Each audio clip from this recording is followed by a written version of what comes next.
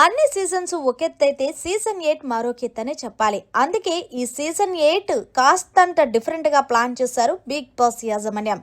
ఇందులో భాగంగానే సీరియల్ ఆర్టిస్టులు బిగ్ బాస్ హౌస్ లో అడుగుపెట్టున్నారు.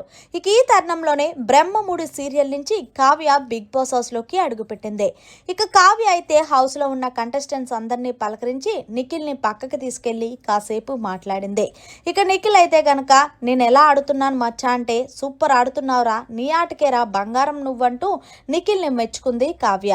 ఇందులో భాగంగానే అరే నిజం చెప్పరా, నేను నిజంగానే బాగా ఆడుతున్నానంటే అరే నీ మీద నీకు నమ్మకం లేకపోతే ఎలాగరా అంటే అదేమీ లేదురా, నా మీద నాకు నమ్మకం ఉంది కానీ బయట బజ్ ఎలా ఉంది, ఎవరు విన్నర్ అవుతారనేది చెప్పొచ్చు కదా అంటే కొన్ని రూల్స్ ఉంటాయి కదరా బిగ్ బాస్కి, దాన్ని బట్టే కదా మమ్మల్ని లోపలికి పంపిస్తారు, దాని గురించి అయితే అడగద్దు, నేనైతే ఒకటి ఖచ్చితంగా చెప్తాను, నువ్వు హ్యాపీగా ఈ 5 రోజులు కూడా బిగ్ బాస్ హౌస్లో సూపర్గా ఎంజాయ్ చేయంటూ ఏదేమన్నా నీ మంచిగే జరుగుతుంది అంటూ బయట విన్నర్ నువ్వే అంటూ చిన్నగా హింట్ ఇచ్చిందనే చెప్పాలి కావ్య.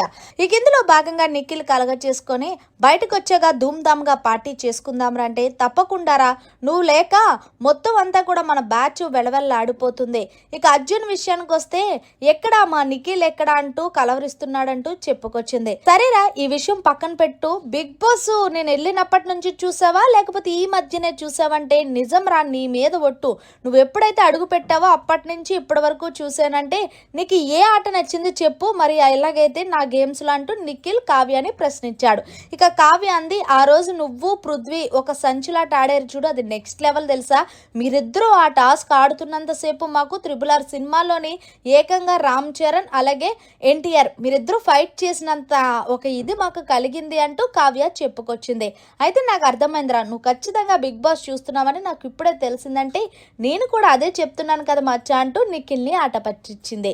ఇందులో భాగంగా అక్కడికి అవినాష్ వచ్చాడు. అయితే అవినాష్ అన్నాడు, మీ ఇద్దరు ముచ్చట్లేనా, సరే ఈ సీజన్ విన్నర్ నేనే కదా అంటూ అవినాష్ కాసేపు కామెడీ చేస్తే సీజన్ విన్నర్ ఏమో తెలియదు కానీ వచ్చేటప్పుడు మాత్రం నీ కప్పు మాత్రం తెచ్చుకోవడం మర్చిపోకు, అది కూడా కాఫీ. కావ్య తనదైన కామెడీతో పని చేసుకుంది అవినాష్కి.